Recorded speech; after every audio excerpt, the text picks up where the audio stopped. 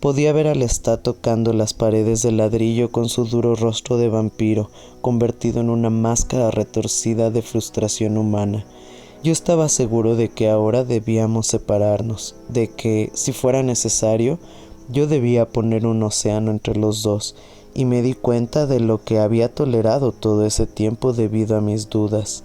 Me engañé pensando que me quedaba por el anciano y por mi hermana y su marido, pero me quedé con Lestat porque temía no conocer secretos esenciales que, como vampiro, yo solo debía descubrir, y lo que es más importante, porque él era el único de mi especie que yo conocía. Jamás me había contado su conversión en vampiro o dónde podía encontrar a alguien de mi especie.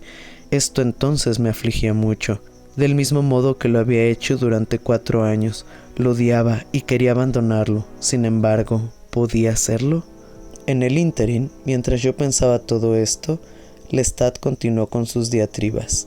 No me necesitaba, no iba a tolerar más nada, y mucho menos una amenaza de los Frenier. Teníamos que estar listos para cuando se abriera esa puerta. Recuerda, me dijo finalmente, velocidad y fortaleza no nos pueden igualar en eso. Y el miedo, recuerda siempre dar miedo. Ahora no seas un sentimental, nos harás perder todo. ¿Quieres continuar a solas después de esto?, le pregunté. Quería que él dijese que sí. Yo no tenía la valentía, o al menos no conocía mis sentimientos. «Quiero ir a Nueva Orleans», exclamó.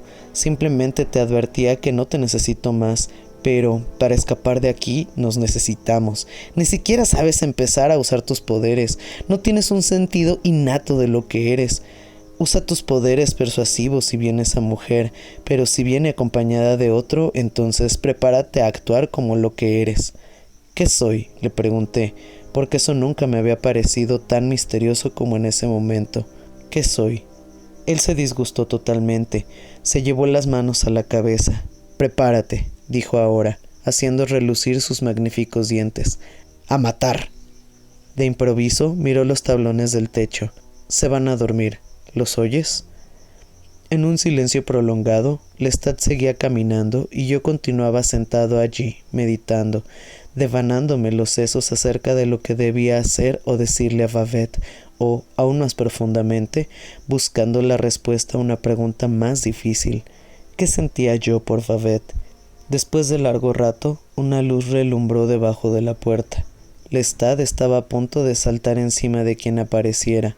Era Babette, que entró sola, con una lámpara. No vio a Lestat, que se quedó detrás de ella y mirándome fijamente. Jamás la había visto como entonces.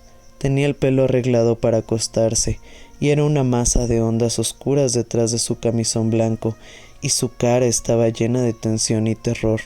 Esto le daba una apariencia febril, y sus grandes ojos castaños parecían aún más intensos.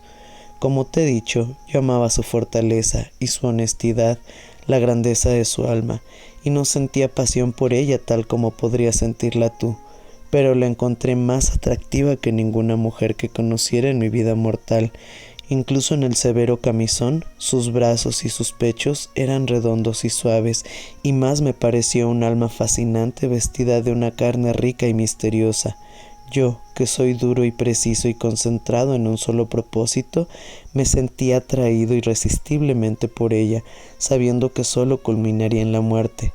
Me alejé al instante, preguntándome si cuando miraba mis ojos, ella los encontraba muertos y exánimes. «Tú eres quien se acercó anteriormente a mí», dijo ella, como si no hubiera estado segura, «y eres el amo de Pont du Lac. Lo eres». Yo sabía cuando ella habló que debía de haber oído las historias más generosas sobre la noche anterior y que no me sería posible convencerla de ninguna mentira. Había utilizado mi aparición sobrenatural en 2 ocasiones para presentarme a ella. Ahora no podía ocultar ese hecho ni restarle importancia. «No quiero hacerte daño», le dije. «Únicamente necesito un carruaje y unos caballos. Anoche dejé los caballos pastando». Ella no parecía escuchar mis palabras. Se acercó más, decidida a verme en el círculo de su luz. Y entonces vi a Lestat detrás de ella. Sus sombras se fundían en una sola sobre la pared de ladrillos.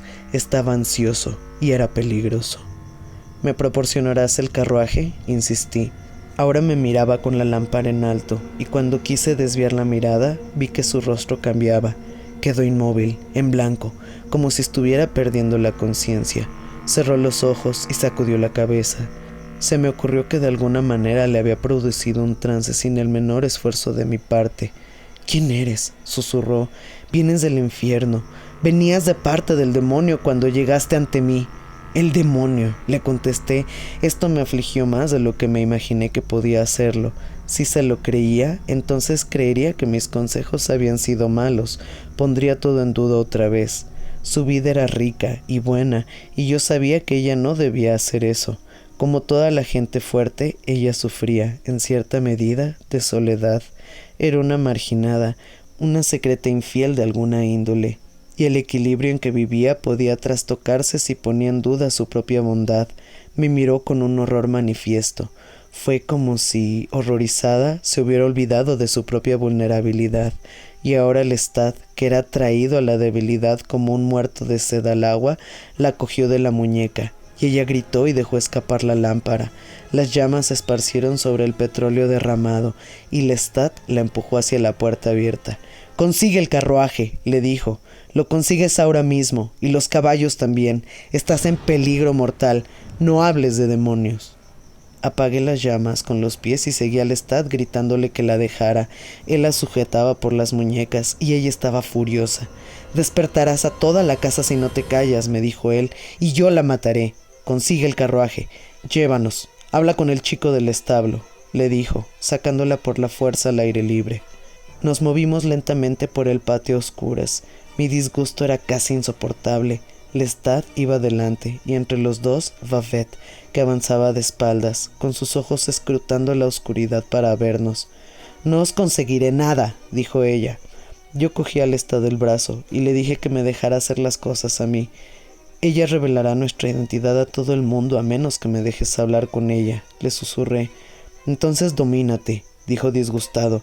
«Sé fuerte, y no te enternezcas. Sigue adelante mientras hablo con ella. Vete a los establos y consigue el carruaje y los caballos, pero no mates a nadie».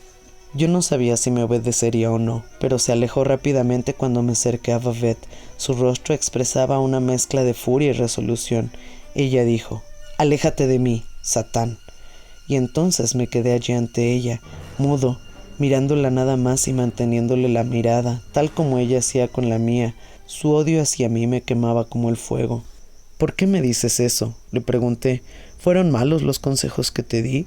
¿Te hice algún daño? Vine a ayudarte, a darte fuerzas. Solo pensé en ti cuando no tenía la menor necesidad de hacerlo». Ella sacudió la cabeza. «¿Pero por qué? ¿Por qué me hablas así?», preguntó ella. «Sé lo que hiciste en Pont du Lac. Ahí has vivido como un demonio. Los esclavos están llenos de historias. Durante todo el día los hombres han estado en el camino del río de Pont du Lac. Mi marido estuvo allí. Él vio la casa en ruinas, los cuerpos de los esclavos diseminados por los huertos, por los campos. ¿Qué eres tú? ¿Por qué me hablas bondadosamente? ¿Qué pretendes de mí?».